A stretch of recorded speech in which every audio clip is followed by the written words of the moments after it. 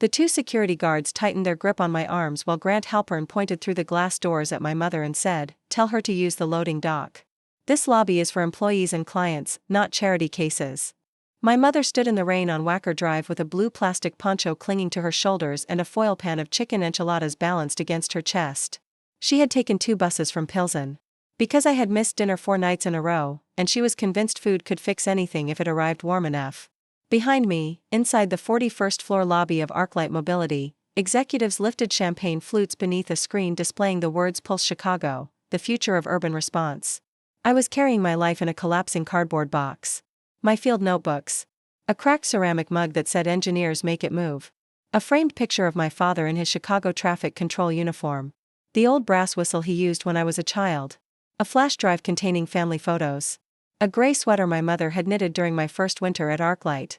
At the center of the celebration stood Claire Whitmore, tall, polished, and camera-ready in a cream suit that probably cost more than my mother's monthly rent. She had been named ArcLight's new Director of Intelligent Infrastructure 12 minutes after I was fired from the job I had spent 6 years building. Claire lifted my oldest notebook from the top of the box. Its cover was swollen from rain, coffee, and thousands of miles in city vehicles. Colored tabs marked ambulance routes, school dismissal zones, CTA disruptions, street festivals, snow emergencies, bridge lifts, construction detours, and the unofficial shortcuts. Every paramedic in Chicago knew, but no consultant had ever mapped. She held it between 2 fingers. "So this is the famous method," she said loudly. "No wonder the platform behaves like a neighborhood flea market." The executives laughed. Grant raised his glass. "To replacing instinct with standards." More laughter. I looked through the glass at my mother. She had heard every word. She lowered her eyes, not because she was ashamed of herself, but because she knew I was fighting not to cry. That hurt more than losing the job. Pulse was not just software. It was an emergency traffic network designed to clear intersections before ambulances reached them. It used live traffic feeds, signal timing, hospital capacity, weather, school schedules, major events, pedestrian density, CTA outages, and patterns collected from thousands of emergency runs. During the Southside pilot, average ambulance travel time dropped by 6 minutes. During a winter test in Austin and North Lawndale, some crews saved more than 11 minutes. My father had died because an ambulance lost 14 minutes in gridlock. He collapsed at a bus shelter near Roosevelt Road after directing traffic around a crash during a lake-effect snowstorm. Dispatch sent an ambulance from 2.8 miles away. It took 31 minutes to arrive. By then, his heart had stopped for too long. I was 21. My younger brother, Matteo, was 15. My mother never blamed the paramedics. She blamed the red lights. I built Pulse because I could still hear the siren that did not reach him. Grant knew that. He used to tell the story at investor dinners. He called me the daughter who turned grief into innovation. He introduced my father's death as if it were a slide in his pitch deck. Then, when the city contract grew from a pilot into a potential $240 million regional program, my grief became inconvenient. I asked too many questions. I refused to remove local traffic behavior from the model. I objected when Grant cut my field team from 18 people to 7.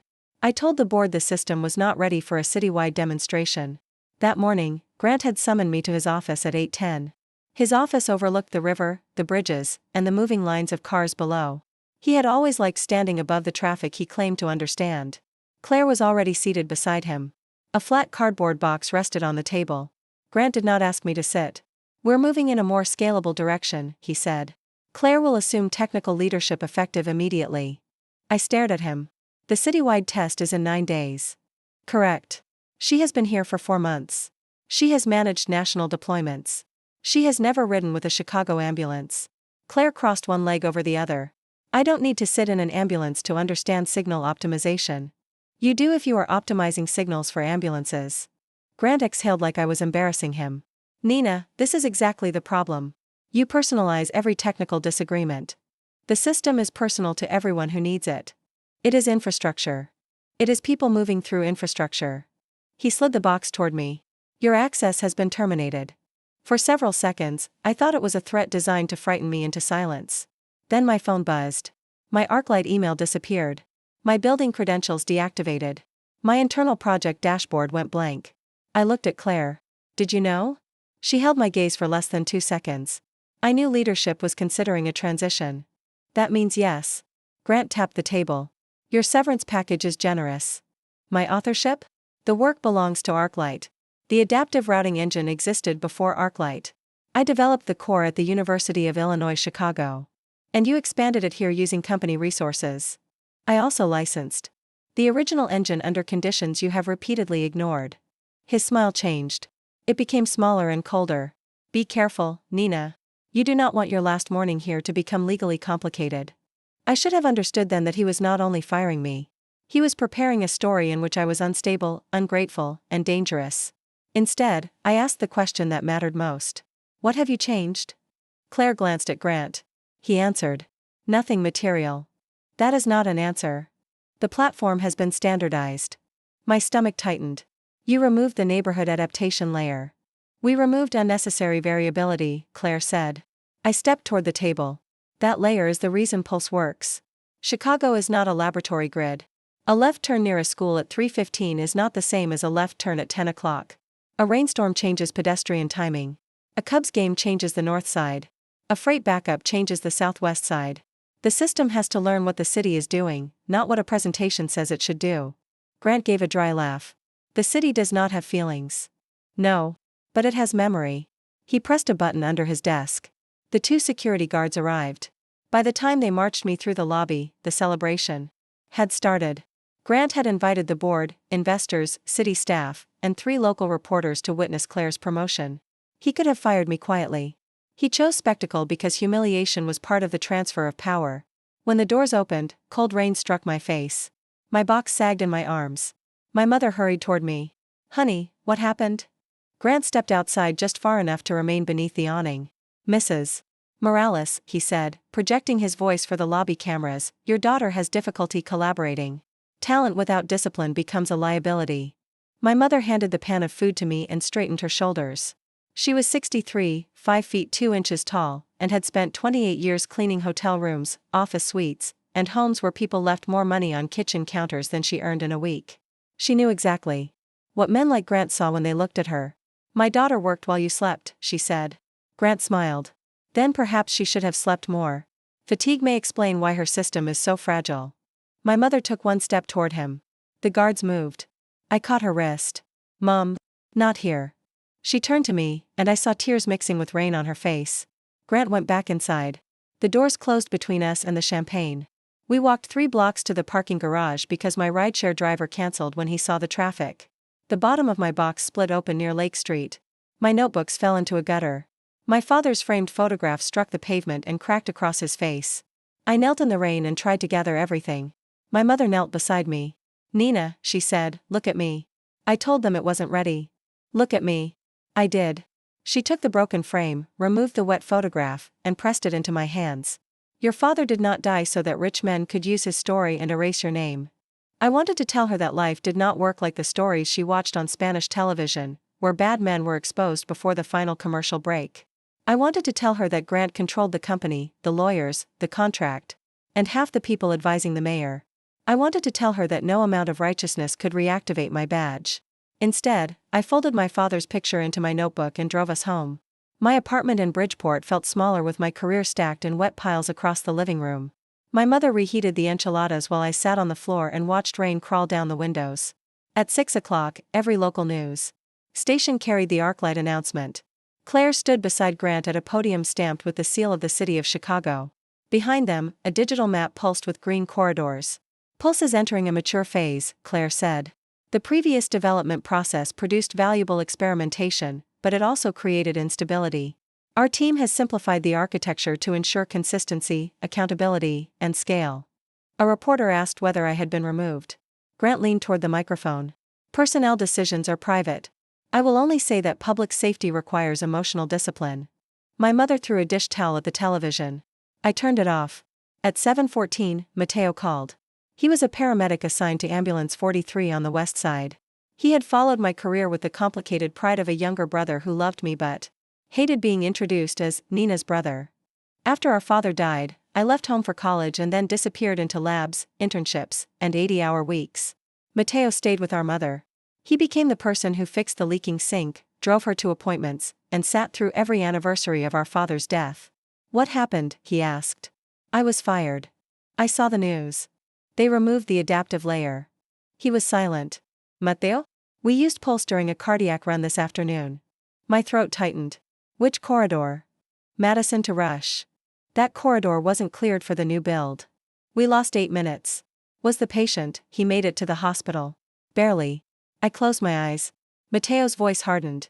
Did you know they were going to change it? I warned them. That is not what I asked. I knew they wanted simplification. I did not know they would deploy it.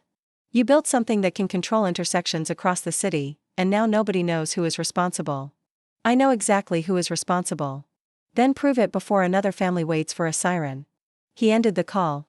My mother had heard enough to understand. He is scared, she said. He thinks this is my fault. He thinks everything connected to your father is your responsibility. That is not the same thing. For the next 2 days, I did not answer messages. ArcLight sent a courier with a severance agreement requiring me to surrender all notebooks and waive any claim to intellectual property. I refused to sign. A public relations firm released a statement saying I had left after an internal disagreement concerning operational readiness. Anonymous accounts online called me bitter, unstable, and dangerous. Someone posted a photograph of my mother in the rain with the caption, "When your MOM comes to pick you up from your big girl job." My mother saw it before I could delete it. She stared at the screen, then handed me the phone. People who laugh at a mother bringing food have never been hungry, she said.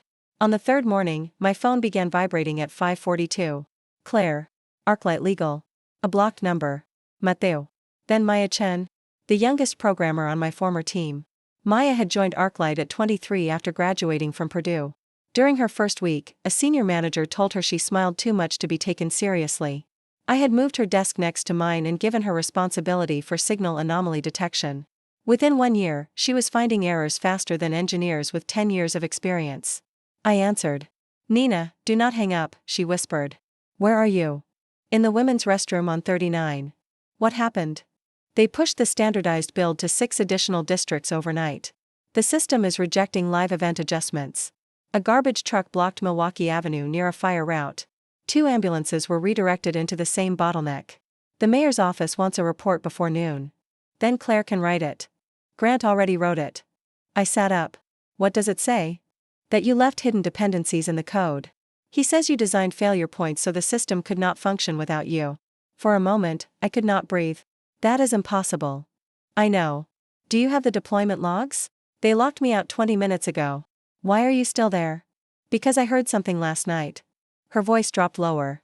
After the launch party, Grant held a private meeting in the executive lounge. He made me stay to reset the presentation server. They forgot I was behind the partition. What did they say? I recorded part of it. A file arrived while we were still on the phone. Save it somewhere ArcLight cannot reach, Maya said. And Nina, there is more. I found a draft complaint to the police. They are going to accuse you of cyber-sabotage. The line went dead. I downloaded the recording to 3 devices and pressed play. Grant's voice came through first, calm and amused. If the rollout stumbles, we blame the legacy architecture. A board member asked, and if Morales goes public? Grant laughed. Who will believe a fired engineer who walked out crying with her mother?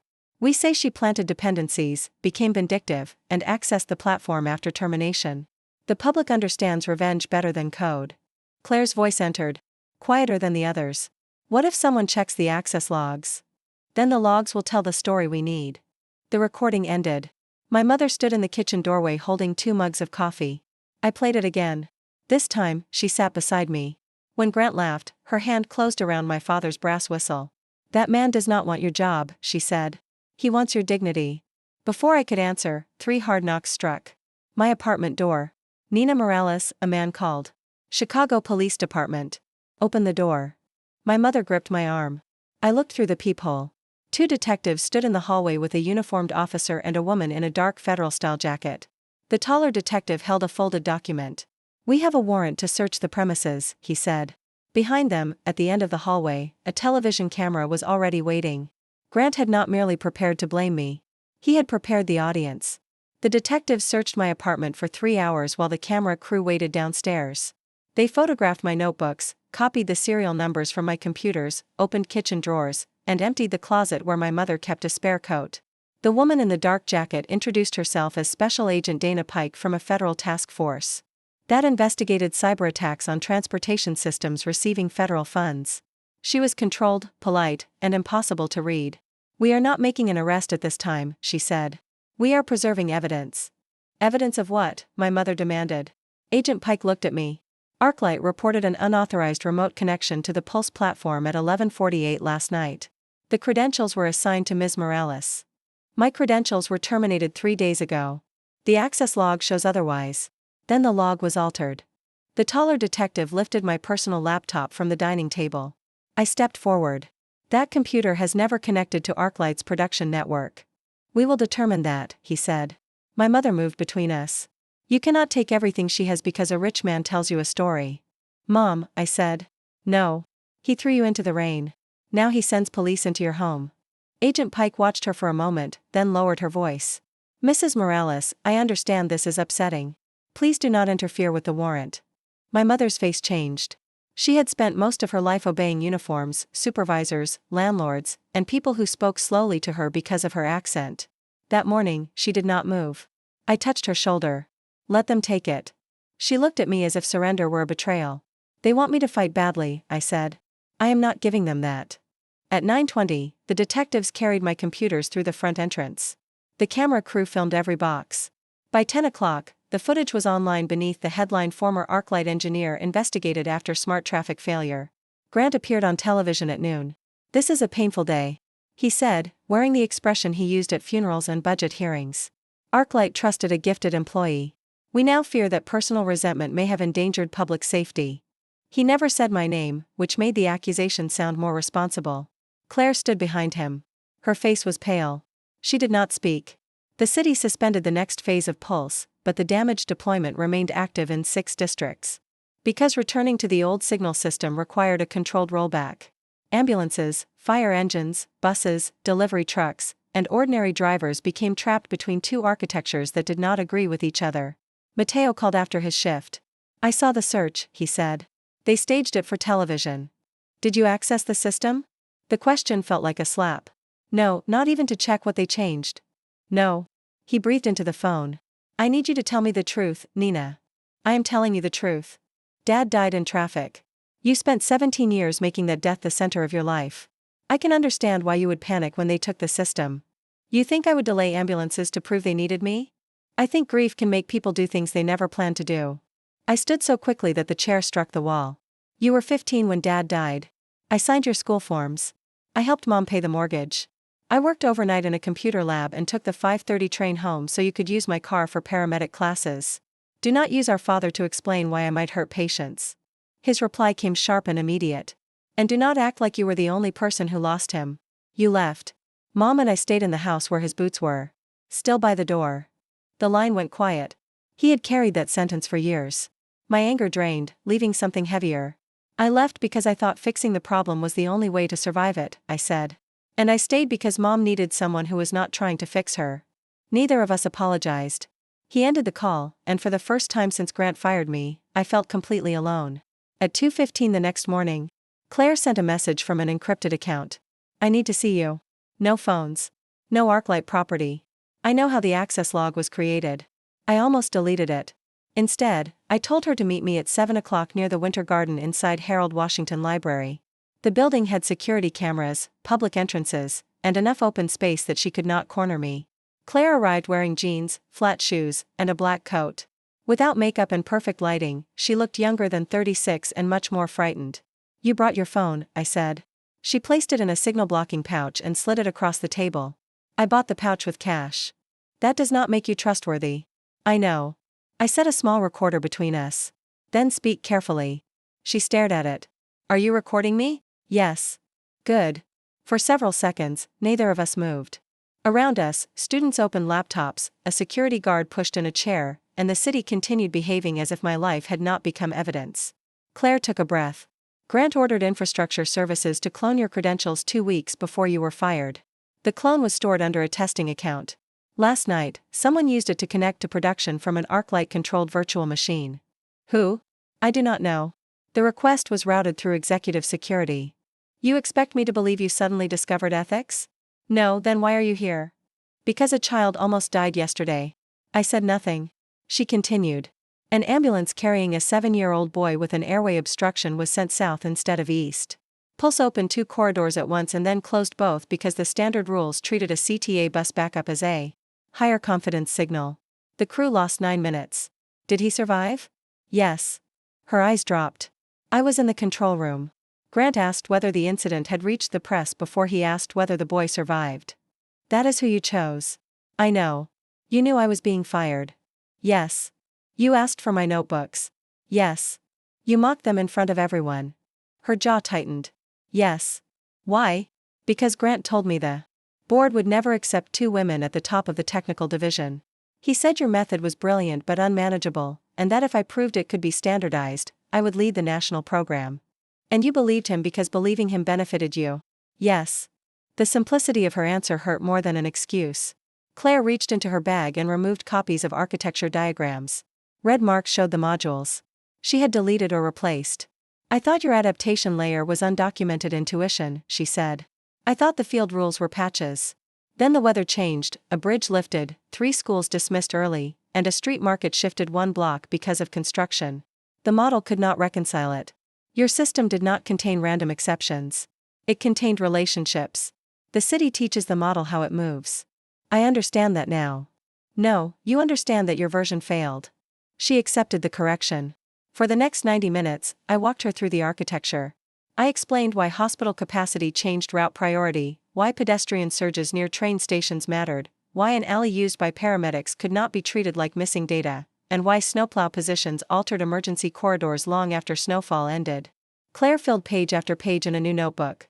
At last, she looked up. Can you repair it? Yes. How quickly? With my original team, 72 hours for a safe rollback and stabilization. 30 days for a stronger build. Grant will never give you control. I am not asking Grant. As if the city had been waiting for that sentence, a woman in a navy coat approached our table. Mayor Evelyn Brooks had won office 18 months earlier. On promises of cleaner contracts and faster emergency response. She was 52, a former state prosecutor, and one of the few public officials Grant treated as an obstacle rather than an ally. She sat without offering her hand. My security team has been outside for 20 minutes, she said. Ms. Whitmore contacted my chief of staff before contacting you. I turned to Claire. I did not know whether you would meet me, she said. The mayor placed a folder on the table. 3 hospitals have documented significant response delays, she said. The city inspector general is reviewing the ArcLight contract. The federal government is involved because the pilot received emergency infrastructure funds. I need to know whether Pulse can be stabilized without ArcLight. It can. What do you require? Full technical control. My team. Independent servers. Written recognition of my authorship. Protection for employees who provide evidence. A public hearing before any new contract is approved. The mayor studied me. You are under investigation. Because ArcLight created evidence. Can you prove that? Not yet. Then your conditions are ambitious. Ambulances are losing time while the city protects a contractor's reputation. My conditions are smaller than the problem. Claire looked at me with something that might have been respect or fear. The mayor opened the folder.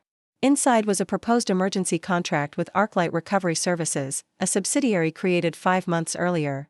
The value was $186 million. What is this? I asked. ArcLight submitted it at 6 o'clock this morning, she said. They claim the platform requires immediate reconstruction because of sabotage. The contract included surge pricing, emergency procurement exemptions, and a 10-year maintenance extension. Grant's company would be paid to rebuild the system it had broken. That was the first truth beneath the lie. The failure was not an accident they intended to exploit. It was a product they had designed to sell. Claire covered her mouth. I never saw this subsidiary. Your promotion was part of the timeline, I said. They needed someone visible enough to replace me and new enough to blame the architecture. The mayor closed the folder. I will authorize a technical review and schedule an emergency council hearing for tomorrow at 10 o'clock. Bring evidence, not theory. She stood. Before leaving, she looked at Claire. Ms. Whitmore, lying to investigators is a crime. So is destroying records. Claire's face went rigid. I understand. Maya provided the next layer of evidence that evening. She appeared at my mother's house in Pilsen with a backpack, 2 hard drives, and a split lip. What happened? I asked. Executive security caught me copying server logs. I said I fell against a cabinet. Did they hit you? My mother asked. Maya hesitated. A man grabbed the drive and shoved me. I hit the door. My mother guided her to the kitchen and placed ice inside a towel. You are staying here tonight, she said. Maya looked at me. Is she always like this? Yes. Good. The hard drives contained internal emails, backup logs, budget drafts, and a restricted folder labeled continuity scenarios. Grant had ordered the adaptation layer removed despite 4 written warnings. He directed finance to model revenue from a failed rollout. He instructed public relations to prepare statements describing me as emotionally unstable. He approved cloning my credentials. He asked legal whether a sabotage allegation would activate emergency procurement rules. Then Maya opened an archive from 7 years earlier. Your name was in the search terms, she said. The folder concerned a small emergency signal pilot called GreenPath. ArcLight had acquired the contractor that built it. On the night my father died, GreenPath was operating along Roosevelt Road. I stopped breathing. That cannot be right, I said. The city report said no priority system was available in that district. The pilot was available, Maya said. It was disabled at 4:30 that afternoon. Why? She opened an email. A donor motorcade and private development event were scheduled near the corridor. GreenPath had produced unstable signal changes during an earlier test. Grant, then ArcLight's vice president of municipal strategy, ordered the pilot taken offline so no malfunction would be visible during the event. At 6:12, my father collapsed. At 6:19, Ambulance 18 requested signal priority. At 6:20, dispatch learned the pilot was unavailable. At 6:51, the ambulance arrived. Grant's signature appeared at the bottom of the shutdown order. I read it 4 times. My mother sat across from me, both hands pressed flat against the table. He knew, she whispered. He may not have known Dad personally. He used your father's death in speeches while hiding that his order delayed the ambulance. The room tilted. For years, Grant had stood beside me at conferences and described my father as the inspiration for Pulse. He had placed a hand on my shoulder while investors applauded. He had said ArcLight believed no family should lose someone because a red light failed to move. He knew his own decision was part of the reason my family had become his story. My mother rose so quickly that the chair fell backward. I am going to his house. No, I cleaned houses for men like him. I taught you to work twice as hard. I watched your brother wake from nightmares. That man came to your father's memorial fundraiser and shook my hand. Mom, listen to me. I will make him look at me. If you go there, he will call you unstable too. Her face crumpled. I held her as she struck my chest with both fists, not hard enough to hurt, but hard enough to release 7 years of delayed rage. Maya turned away.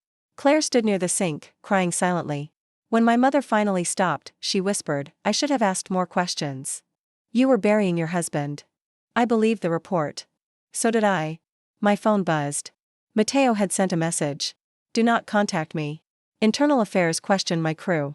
They think I helped you access ambulance routing data. Grant was expanding the circle of blame. At 11:40, Agent Pike called and ordered me to appear for questioning at 7 o'clock the next morning. Her tone had changed. She sounded less certain of ArcLight's story, but she would not tell me why. We divided the evidence. Maya kept one encrypted copy. I sent one to the Inspector General through the mayor's attorney. Claire agreed to bring the original access records to the hearing. At 1:13, Claire received a photograph on her phone. It showed her 72-year-old father leaving a rehabilitation clinic in Evanston. Beneath it was a message from Grant. You signed the deployment approval. Bring me everything, or you will carry the criminal case alone. Claire went white. He paid for my father's treatment through an executive assistance fund, she said. He knows every debt I have. You do not have to go back, Maya said. Claire looked at me. If I disappear, he knows I am cooperating. Then do not disappear, I said. Go to work. Act afraid. Keep him talking. You want me to wear a wire? I want you to survive the morning and tell the truth at 10 o'clock. She nodded, but fear had already taken control of her face. At 6:48, while I sat in a federal interview room with Agent Pike, my phone received a scheduled message from Claire. I am sorry. He found the drives. I gave him the evidence. At 8:05, Grant held a press conference. He displayed access logs linking my credentials to the failure, a signed deployment memo bearing Claire's name, and security footage showing Maya entering the server room. Then he released an audio clip in which my voice appeared to say, "They will understand the system belongs to me when the city stops moving." I had never spoken those words. The clip was fabricated, but by 8:20 it had been played on every major station. At 8:32, Agent Pike entered the interview room carrying handcuffs. Nina Morales, she said, you are under arrest for unauthorized access to a protected transportation network, interference with emergency services, and conspiracy to obtain restricted data. Through the glass wall, I saw my mother running down the corridor with my father's old brass whistle in her hand. Behind her, a television showed Grant entering City Hall for the emergency hearing as if he were the man arriving to save Chicago from me. Agent Pike fastened the handcuffs in front of me instead of behind my back. It was a small mercy, but I noticed it. My mother reached the interview room before the door closed. She did not do this, she said. I know what the evidence currently says, Agent Pike replied. The evidence was made by the man accusing her. That is what we are trying to determine. My mother raised my father's whistle. A small steel key hung from the chain. Nina, your father kept a union box, she said. After he died, they sent me the key. I never opened it. I could not. The box is still at the traffic workers' local 726 office. I stared at the key. What is inside? He told me 2 days before he died that a private company had shut down an emergency system and ordered the city workers to stay quiet. He said he filed a safety complaint with the union because management would not accept it. Agent Pike stopped moving. What company? She asked. My mother looked at her. ArcLight. The room changed. Agent Pike removed the handcuffs. I am not dismissing the allegations, she said. But I am delaying transport while we verify this information. She called an assistant United States attorney, the city inspector general, and the union office. Within 40 minutes, an employee opened my father's box under video supervision. Inside were 2 notebooks, a carbon copy of a formal safety complaint, printed dispatch records, and a cassette tape from a traffic control radio channel. My father had documented the Greenpath shutdown before he collapsed. He wrote that Grant's order had created an avoidable emergency response gap for the purpose of protecting a private donor event. He listed the names of 3 supervisors who had been instructed to describe the shutdown as routine maintenance. At the bottom of the complaint, my father had written a final sentence in block letters: a system that hides failure will eventually hide a body. He had filed it 36 hours before his own body became part of the failure. I pressed my fingertips against his handwriting and felt 7 years collapse into one moment. My father had not died believing the city was simply too slow. He had seen the machinery behind the delay, and he had tried to expose it. My mother had preserved the key without knowing she was preserving his last warning. Agent Pike read the complaint twice. This does not prove you did not access Pulse, she said. But it establishes a pattern of concealed safety decisions and gives us grounds to seize records ArcLight did not voluntarily provide. My hearing starts in less than 2 hours. You are not going to that hearing as a free participant unless the prosecutor agrees to release you. My mother placed both palms on the table. Then call faster. Agent Pike almost smiled. At 9:21, the federal prosecutor declined to file immediate charges because the access evidence had come entirely from ArcLight systems without independent chain of custody verification. At 9:28, the Inspector General obtained an emergency preservation order preventing ArcLight from deleting records. At 9:35, the mayor's chief of staff sent a car. We reached City Hall at 9:58. The council chamber was full. Reporters lined the walls. ArcLight executives occupied the front row behind Grant. Claire sat at the witness table beside him in the same cream suit she had worn at my firing. She looked calm, which frightened me more than tears would have. Grant was already speaking. Ms. Morales's technical gifts are not in question, he told the council. Her judgment is, ArcLight has provided law enforcement with clear evidence that she retained unauthorized access, coordinated with current employees, and attempted to make the platform appear dependent on her personal intervention. A screen behind him displayed my photograph beside the words internal sabotage timeline. He saw me enter with my mother. For the first time that day, his confidence flickered. Then he smiled. Apparently, he said into the microphone, the accused has arrived with family support. Several people turned toward us. Cameras lifted. My mother did not lower her eyes. Council President Harold Benson asked whether I had legal representation. The mayor's attorney stepped forward. Ms. Morales is appearing as a technical witness and a protected source in the Inspector General's review. She has not been charged. Grant leaned back. Not yet. I took the empty seat across from him. You told the city I accessed Pulse at 11:48, I said. The logs show it. Show the originating machine. His attorney objected. This is not a criminal trial. No, the mayor said from the center dais. It is a hearing about whether this city should trust ArcLight with emergency infrastructure. Answer the question. Grant looked toward Claire. She opened a laptop and projected the access record. My username appeared in the authentication field. Below it was a device identifier. I recognized the prefix immediately. That device belongs to ArcLight's executive virtual network, I said. Personal computers use a different certificate family. Grant's attorney stood. Ms. Morales has no current basis for that claim. Maya's voice came from the rear of the chamber. I do. She walked down the aisle with Agent Pike and two investigators. Her split lip had darkened into a bruise. She carried no backpack. Grant turned toward executive security, but the investigators were already standing beside them. Maya took the witness chair next to me. ArcLight clones production credentials for controlled testing, she said. Mr. Halpern ordered Nina Morales' credentials cloned 2 weeks before her termination. The connection came from a virtual machine controlled by executive security. Grant's attorney asked, "Did you steal restricted files?" "I preserved evidence after a security officer tried to destroy it." "You entered a server room without authorization." "I maintained those servers. My access was valid until Mr. Halpern discovered I had copied the original logs." Grant shook his head with practiced sadness. "This is a group of disgruntled employees protecting each other." "Then let us hear from your current director," I said. Every face turned toward Claire. She folded her hands on the table. "I approved the standardized deployment," she said. "I removed modules I did not understand, ignored Ms. Morales' warnings, and accepted a promotion that should not have been offered to me." Grant's expression hardened. Claire continued. "I am responsible for professional misconduct. I am not responsible for the cloned credentials, the falsified access log, or the decision to create a failure for financial gain." "You signed the deployment," Grant snapped. "Yes." "You asked to lead it." "Yes." "You told the board Nina's architecture was chaotic." "Yes." Each answer took away a weapon because she refused to defend her pride. Grant leaned toward her. "And last night, you returned stolen company drives to me." Claire looked at him. "I returned 2 drives." My stomach tightened. She reached into her jacket and removed a small black device.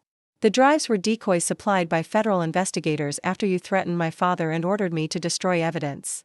The chamber erupted. Grant rose. "That is a lie." Agent Pike stepped forward. "Sit down, Mr. Halpern." Claire connected the device to the sound system. Her message to me had been technically true. She had given him the evidence he believed was real. What she had not told me was that Agent Pike had intercepted her on the way into ArcLight. The photograph of Claire's father, Grant's threat, and my fabricated audio had finally convinced the task force that he might obstruct the investigation. The recording began with the sound of an office door closing. Grant's voice said, "Did Morales send copies to the mayor?" Claire answered, "I do not know. You should have controlled her before we fired her. You told me the failure would be limited." "It was limited.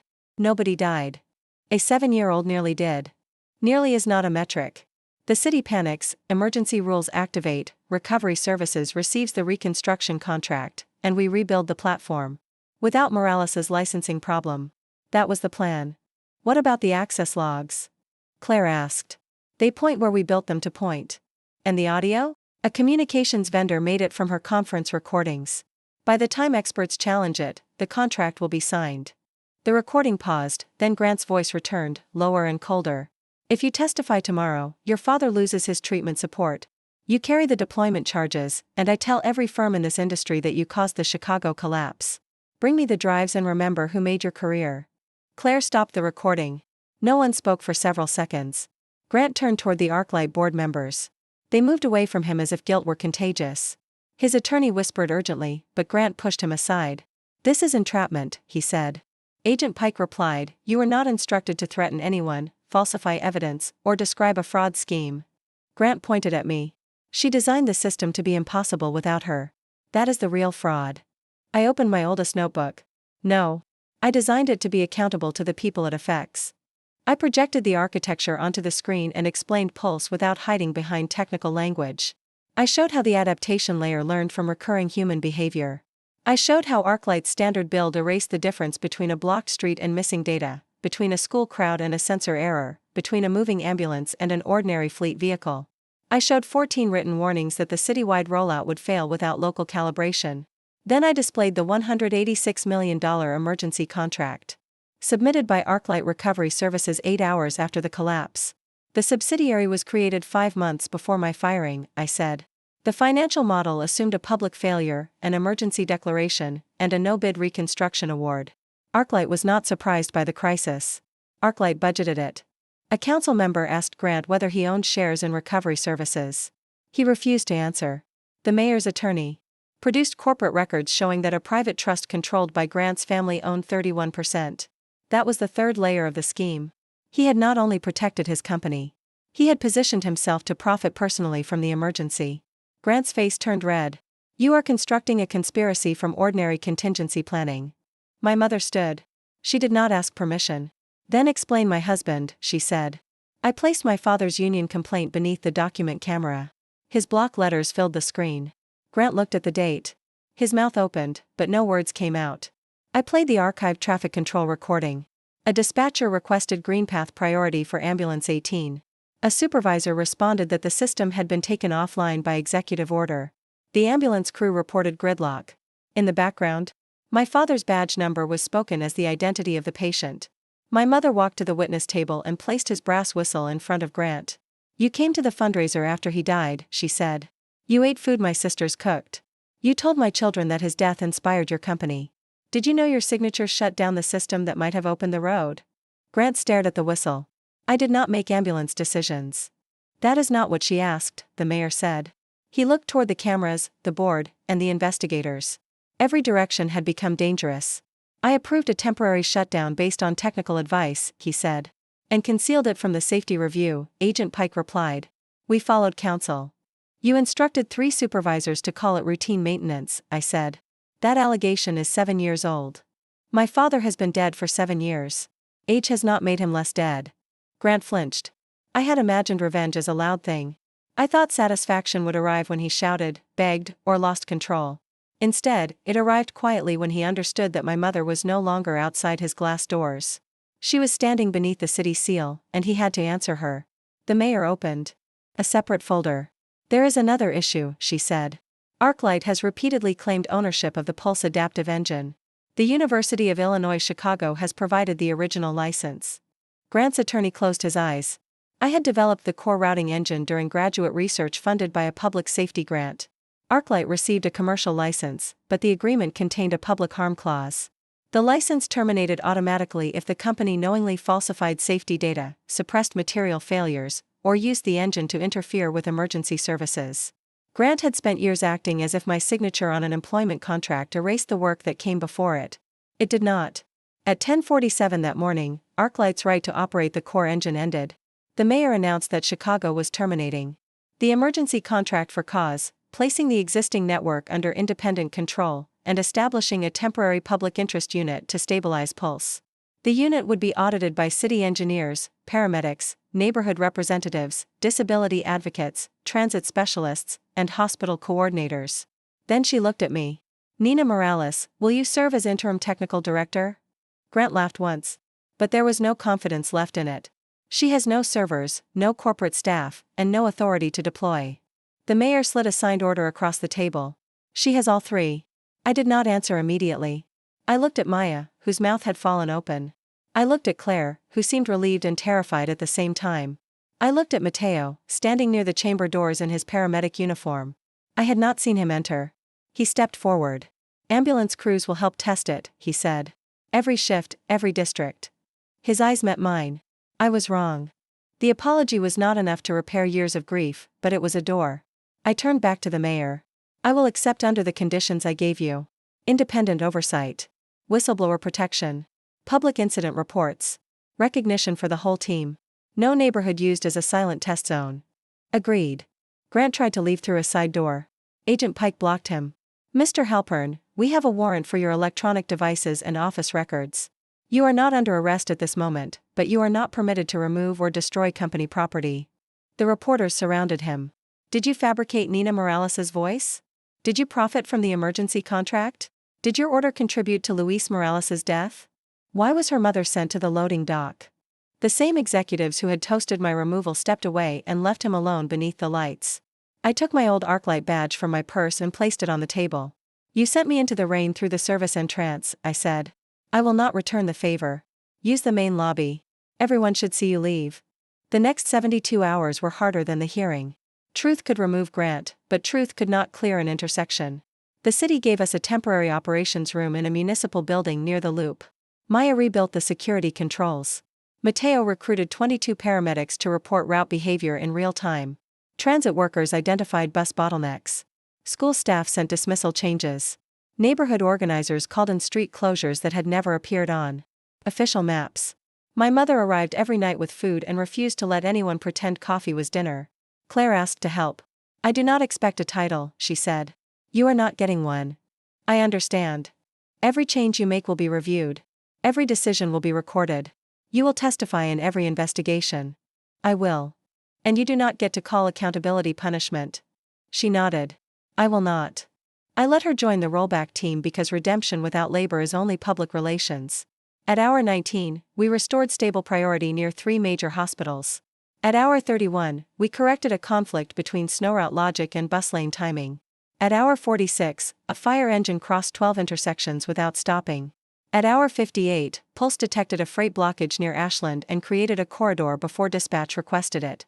At hour 67, Ambulance 43 carried a pregnant woman with internal bleeding from Pilsen to Northwestern Memorial. Mateo was in the back. Pulse opened the route in 38 seconds. They reached the hospital 12 minutes faster than the historical average. The mother and baby survived. Mateo called me from the ambulance bay. I heard every light change, he said. It sounded like Dad's whistle. I sat on the operations room floor and cried for the first time since my firing. My mother lowered herself beside me and held my head against her shoulder. Your father would be proud, she said. I almost quit. He wanted to quit many times. He never told me that. Parents hide the part where courage is ugly. A month later, the City Council approved the Chicago Human Mobility Lab as an independent public benefit organization. The plaque listed engineers, dispatchers, paramedics, transit workers, and community partners. My name appeared as founding technical director, but it was not larger than anyone else's.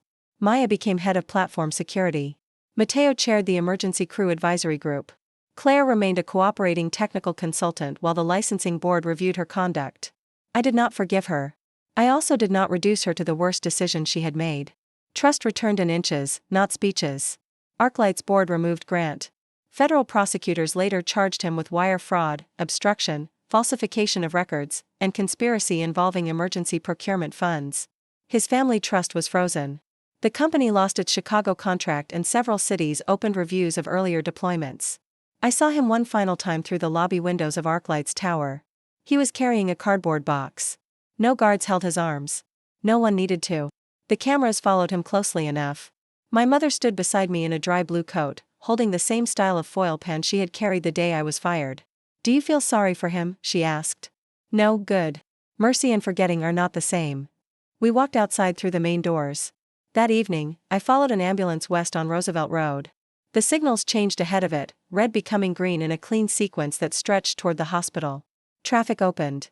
Drivers pulled aside. The ambulance never touched its brakes.